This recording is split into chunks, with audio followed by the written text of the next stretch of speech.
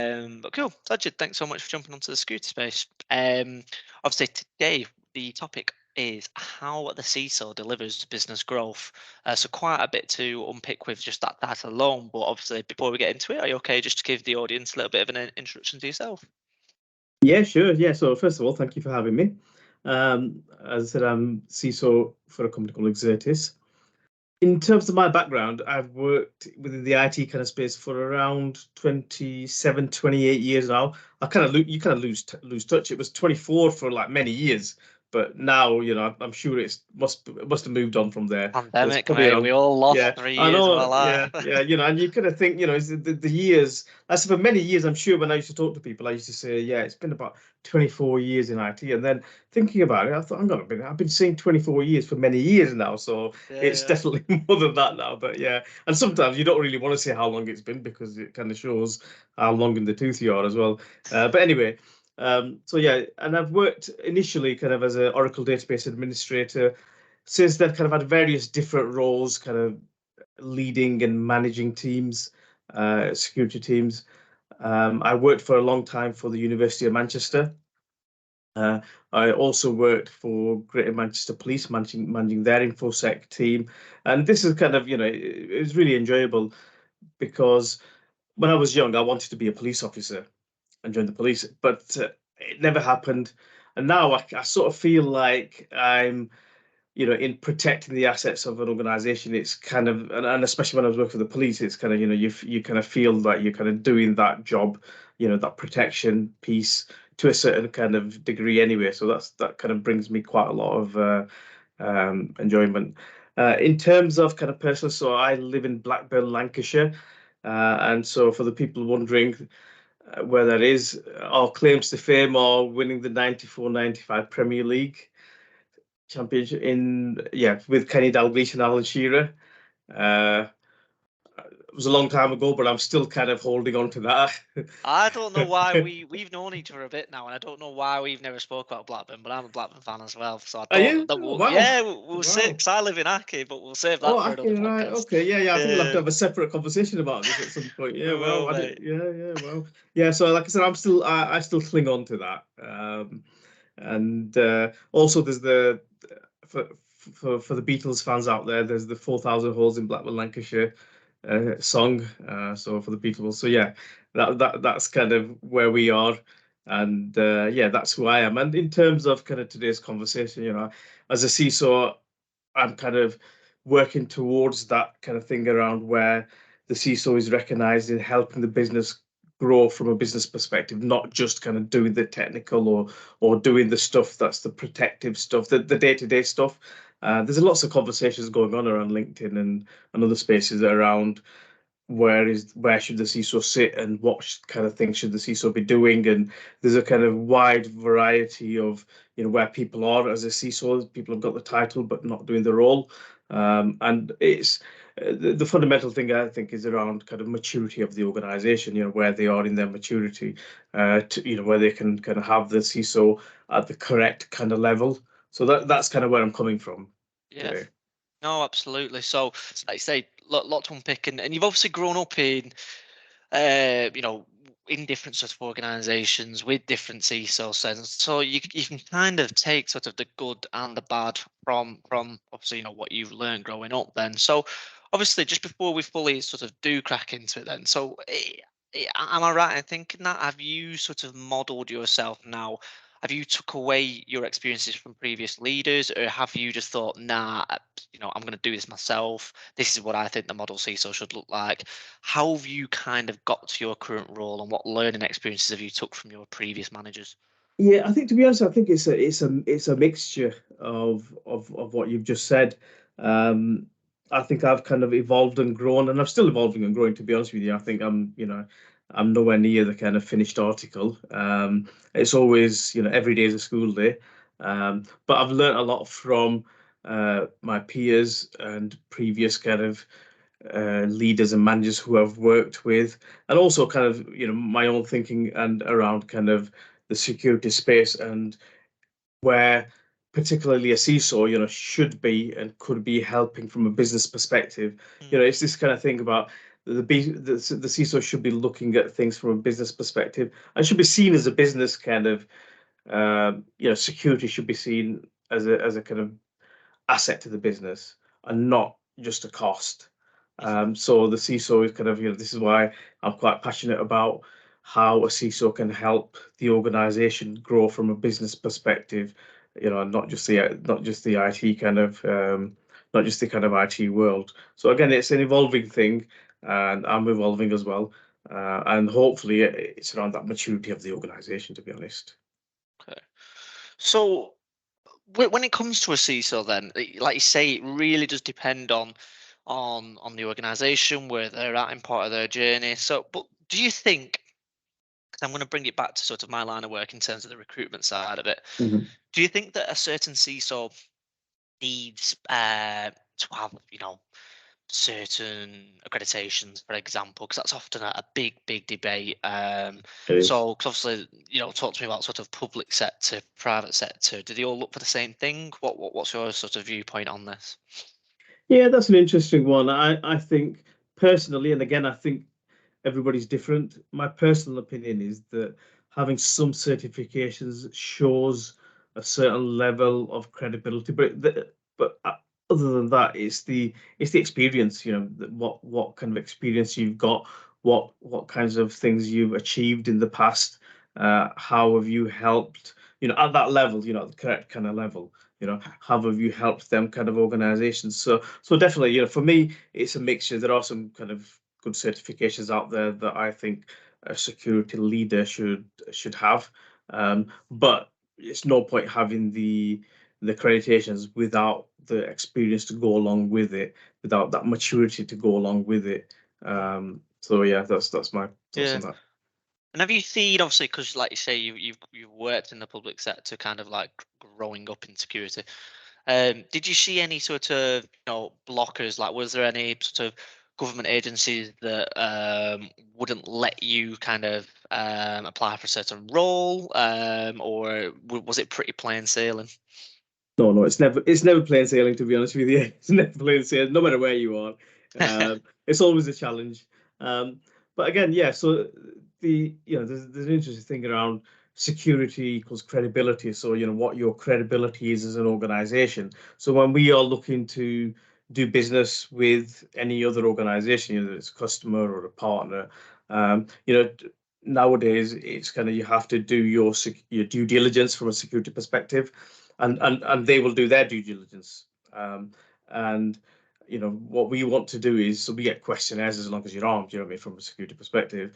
And what they're doing is they don't want, if we're potentially going to be sharing some levels of data with each other, they want to make sure that our security at least matches theirs, what they would expect. And that can be a kind of blocker to business, in the sense that if our security is nowhere near what their expectations are, then the potential there of losing business because of that. And again, this is kind of around the board understanding that, when we are trying to do our security kind of initiatives, it's not just around protection, it's around growth as well. And there are, for example, there are certain government departments which will not do business with you unless you have got, I think it's cyber essentials. If you've not got that in place, they won't do business with you. So having that kind of in place is an enabler for business growth. Mm, mm. So obviously, now that you're obviously no longer working in public sector, obviously, have you found that it's easier being a CISO outside the public sector? Do you think there's less limitations, or do you just think there's different limitations? What's your view on that? No, no, I think different limitations. And again, it's coming back to this thing around the maturity of the organization, whether, as I said, there's certain organizations who a CISO will just be a manager or a head of, if that. And the more mature the organization, the CISO will be seen as, a true kind of security leader who is an enabler for business, not just somebody who's, kind of sitting there in the corner. Um, so, and again, it's all around kind of how the CISO can kind of help the business So, for example, if we're as a business, we kind of merge or we acquire businesses. As a CISO, I should be involved from the get-go, from the start of the conversations. Hmm. If not, then what you're doing is you're kind of acquiring the business, but you're also acquiring the risk that comes along with that. And if you've not done the due diligence from the get-go, then there's that kind of danger that you've acquired risks that you don't know about and that are gonna surface at some point in the future. There's been examples where businesses have merged or acquired a business and there's been a breach, but the breach was with the part of the organization that they'd acquired. But now it's theirs, they've bought it, they've bought that risk now. And the breach means, kind of all the things that come along with it, in terms of fined by the ICO, reputational damage, costs associated with that.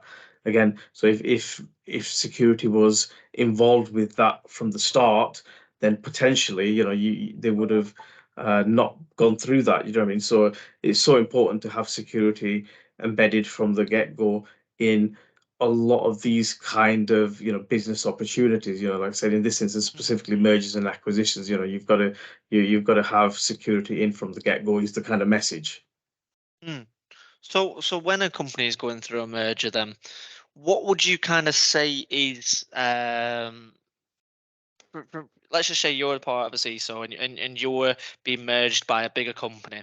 Um, Obviously, what if they already have a CISO in place there? Do you then have to work alongside it? Uh, do you have to work in unison, or are you just like, look, this is how we do it, this is how they do it? How do you actually work in unison when going through this merger? Yeah, again, every case is different. Every organization is different.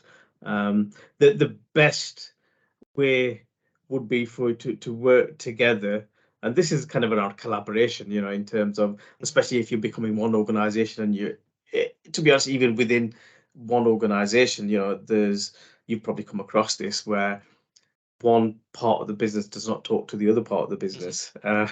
So, I'll say that the message is that collaboration between the CISOs and the security teams is crucial. But the bigger picture is that collaboration and open and honest conversations between all stakeholders, between different areas of the business, is crucial for success of the business.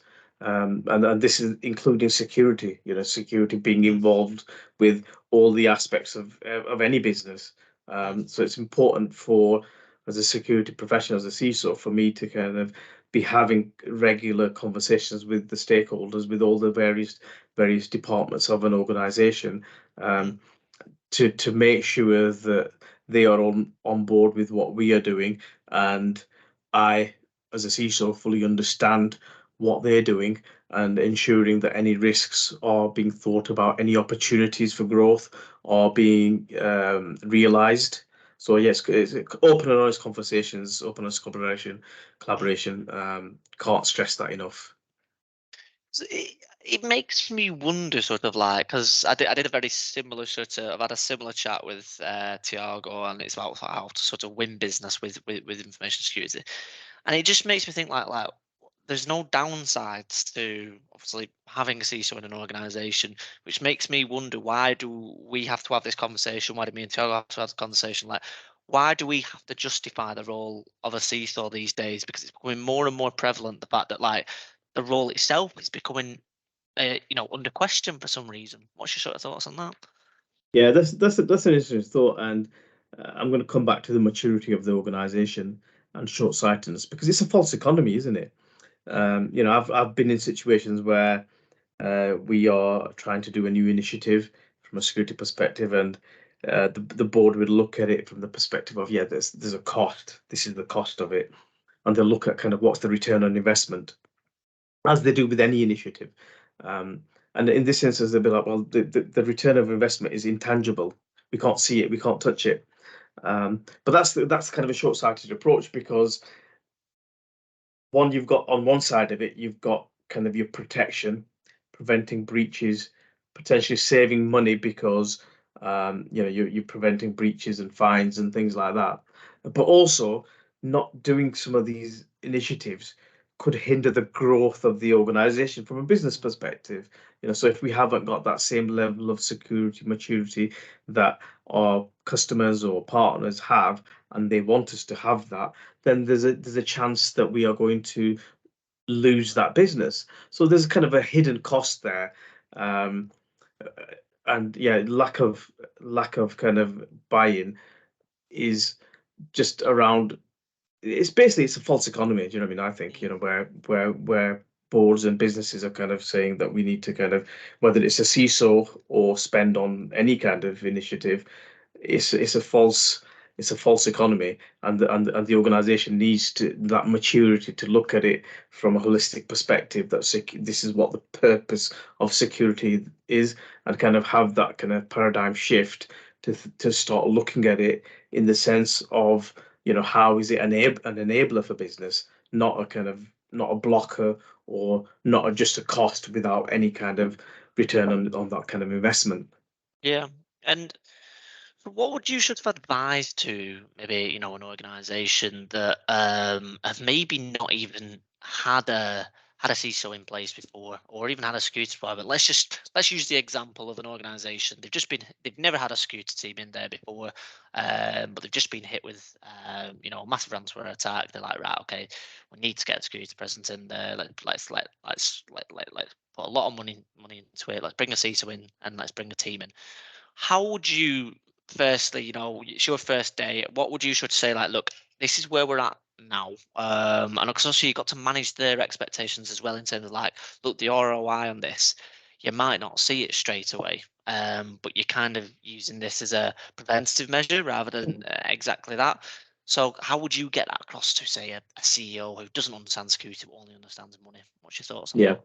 Yeah, I mean, that's interesting. The first part of it is interesting because there's been lots of examples where an organization has been hit with some kind of ransomware, and they've had some kind of breach, and this is kind of locking the door where the horse has bolted. Then their minds are focused, and the purse strings are open, usually, in the sense of they will then spend quite significant amounts of money on security, because they've had this breach, and and there've been lots of examples of that. Mm. If I'm the first, if that's, if that's me going in through the door after they've had this and they've not had any kind of security, to but a lot of the times organizations have IT team is part of this because they look after the firewalls and a few of these other things, but they don't have a specific security team. So if I'm coming in through the door, I think the first thing would be, for me as a CISO, would be to understand the business, understand what's important to the business, understand what our crown jewels are, and kind of really get a good understanding of, from a business, from a high level perspective. And then, because the weaves can can can be taken care of quite easily, but it's kind of a top-down approach to understand the business, to understand what's important to the business, and how the security and me as a CISO can help the business grow. So it'd be like kind of that initial understanding of the business, and then from there, kind of obviously a gap analysis, and then kind of getting them things in place for the long term as well. One of the things that happens, and again, in your kind of you'll probably appreciate this, is um, if somebody leaves an organization and there's no kind of handover, Mhm. very difficult for somebody else to go in and pick things up when there's been no kind of handover. So kind of however, when you kind of embed security within various departments and various teams, it's not just one person whose responsibility it is. It's kind of everybody knows what they're doing, what their responsibilities are from a security perspective. And I will say that it's not just, security is not just the responsibility of the CISO in this day and age. It's everybody. Everybody Yep. needs to have a certain amount of knowledge and know within their area what it means for them. So Yep. yeah, hoping that answers the question. Yeah, no, it Yeah, absolutely did. So yeah, obviously, yeah, it's not just down to the sea. So you kind of do need to win the hearts and minds in the business as well for it all to work. Like you say, you can't just be like, oh, I've brought in a CISO now. I'm never going to get hit again. I'm yeah, absolutely secure. That's nothing to worry about. It's not exactly exactly. like that. So okay, that makes perfect sense. So obviously, with that being said, then is a CISO that comes into a startup with 10 people in it the same as a CISO that is maybe an SME and that's about 100, 200 people? And are they the same as a CISO that's in an AXA bank or something like that, or basically a 10,000 employee organization? Are these the same CISOs, and is the same expected as them? What's your thoughts? No, I don't think so. No, I think the startup CISO would need to make sure, would need to get their hands dirty if necessary, would have a possibly much wider remit. And as a startup, I mean, I don't know the statistics, but there are obviously quite a lot of startups don't make it.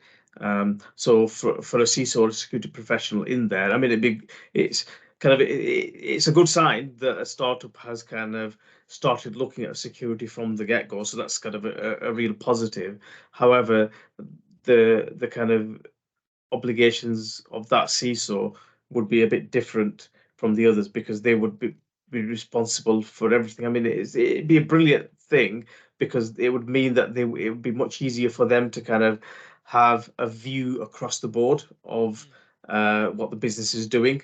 Whereas from an SME perspective, it's kind of a little harder. And then when you're going to the huge organizations, that's kind of even more different because one, they'll have much higher budgets. Their maturity from a security perspective will be much higher. So yeah, I think there's definitely big differences. But if you look at it um, from a perspective, or like a holistic perspective, they're all trying to achieve the same thing. You know what I mean? The answer is, so yes, there is a difference. However, there shouldn't be, and it should be kind of a level playing field. It's just going to be different in terms of how much, what kind of budgets they have, what kind of resource they have at their disposal. So the startup one would not have as much resources at their disposal as the larger organizations. But like I said, credit to any organization who, as a startup, starts looking at security from the get-go. I think that's, yeah, from my perspective, I think that's amazing. It's really And good. I might need to it's more just a question like is it actually a CISO that he goes into a startup with 10 people, or is it more a security manager? Is it a I, senior security engineer, or is it yeah, actually a CISO? I think it'd be a security manager or Yeah. a senior security architect, even, engineer, architect, stroke architect. And again, it depends on quite a few different things in terms of kind of, how much data will they be holding and processing, and is it their own? Will they be holding other people's data? Yeah, it depends on what they're doing, because if they're a business who maybe doesn't hold any data. The good thing about a startup is these days they don't have, most organizations who have been going for a while have got legacy infrastructure, and it's very hard to get rid of it. That's kind of a challenge that I've faced in every organization I've been in. They always have that, and it's very, very difficult from a security perspective to secure it and to kind of to move on from it, to replace it. Whereas these days, in a way, it's easy to start up a new organization. You kind of, with cloud, you can go into Azure or AWS, spin stuff up, and you're not going to get anything legacy, and it's not going to be legacy. So in some ways, it's kind of an easier path. But I don't think a startup should be too concerned about kind of a CISO, as long as they've got somebody whose focus is on security. I think that's what counts, because obviously, kind of, they're in it to kind of survive, and then thrive. That's Yeah, the way yeah, I see it, sort of survive and then thrive, really. Yeah. yeah. So pretty much one of my final questions, Sajid, is essentially just to go off script. Is how does Sajid Iqbal win business as a CISO? How do you inspire growth in your organizations now that you're at this CISO level? What is your kind of crib sheet? What's the tips that you can give the audience today? Yeah, no, that's a good question. I think the main things is there's a few different points to this. Is one is, so as a CISO, the skills that you need are not necessarily the technical skills. And again, this is a kind of, there's a debate on this as well, in terms of, should a CISO be technical or not? How much technical knowledge and experience should a CISO have? In my mind, the CISO should have some technical knowledge and experience so that they know what's going on kind of at that level. However, I think it's more important to have the soft skills as well, have the leadership skills, have the communication skills, have the business skills. That's kind of that's kind of balance that's required. In terms of what you do with them is ensuring that you are collaborating with all areas of the business, and also one of the again, this is a kind of not contentious, but it's a point of discussion that's happening quite a lot nowadays. Is what level is the CISO at? Who's the CISO reporting to? Does the CISO have a direct line to the board of directors? Is there direct conversations going on with the board of directors? Because if there isn't, there is a danger that the message gets diluted before it gets to them. And again, this is kind of coming down to risk, where I've heard it in the past where kind of business leaders will say, yes, you know what, we're going to accept the risk on this thing. But you've not understood the risk. You've not reviewed the risk, and you've not looked at what the risk assessment is. You don't know what the potential impact could be, and you're accepting the risk. And that's because the message has been diluted and they've not heard it directly, and they've not, so therefore they don't know the details, so they can't kind of make an informed decision, but yet they are making a decision based on information that they've been given. So I think the CISO nowadays, needs to understand the business speak, needs to understand corporate finance, needs to understand return on investment. The CISO needs these things for success within an organization. But for me, it boils down to open and collaborative conversations with all stakeholders, especially like the CIO and the board of directors. I think if them things aren't happening, then success and helping a business grow for a CISO are going to be very difficult, going to be very, very kind of challenging. So I think they're my kind of final points on that. Yeah. Yeah. Sorry, I know I said final question, but this actually is my final Yeah, question. that's fine. Um, That's fine. has there been anyone in particular, just during your time in your career, that's really sort of inspired you, whether that is technically or just sort of, it's been a direct manager, or not even direct manager, an employee, that's really inspired you to be like, I'm going to take the good sides of you and kind of put it into my game. Yeah, I mean that's so in my career, in my fairly long career now, I've Mm. come across lots of people, met lots of people, and I've met lots of good, very, very good people, and the best people I've met are the ones who. So I mean, I've in the past, I'm digressing slightly, but in the past, I've kind of interviewed. I've done lots of interviews, and what I came to realize, even when interviewing for technical people, you could be a very good technical person in whatever that thing is, but if you don't have the kind of communication skills and the interpersonal skills and the common sense, yeah, you're not going to be a good team player. And gone are the days when you want the techie who's going to sit in a dark corner and just do the work. Nowadays you need that communication. So I would look at it when I was interviewing. I would kind of knowing the technical side of it would be 50% of the challenge. The other 50% is them communication and them interpersonal skills, teamwork skills. They would be what we would be looking for. I said, and I've come across some really, really technical people, what I mean, who really, blow your mind kind of thing, Mm, mm, but really bad team players. And yeah. overall, I would not have them in my team, to be honest with Mm, you.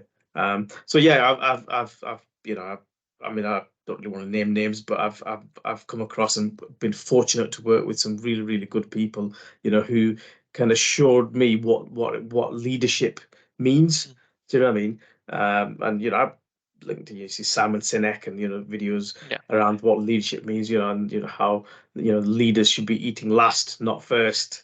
Do you know what I mean? It's a kind of metaphor, but you know what I Yeah. mean. I know what you're saying. And I've met people like that really, and the leader should not be kind of somebody um, who's kind of has an ego. It should be, and like I said, I've met some really humble kind of people who have been in very, very senior roles, but very humble, very down to earth, and very very kind of people orientated. And I think that's key to success. Within any organization, and within leadership specifically, any kind of leadership, not just security. I think that them kind of skills, and being a good leader, as a CISO, I think that's a kind of a crucial part of it, is that leadership, having them soft skills, having them interpersonal skills. And it's not just about, I know we talked about return on investment and all that kind of stuff. It's not just about the bottom line. At the end of the day, it's about people. It's about being a people person. So yeah. No, great point, Sajid. So, yeah, and that brings us up to our time, to be honest with you. So, Yeah, thank you cool. so much for obviously jumping onto the security space. If anybody's got any questions, obviously for Sajid, then I'll make sure to put his information down below so you can reach out to him. But yeah, once again, mate, thank you so much for jumping on. Yeah, no, thank you very much for having me. Yeah, like I said, I'm on LinkedIn, and it's been brilliant. Yeah, it's been really good talking to you. So thank you.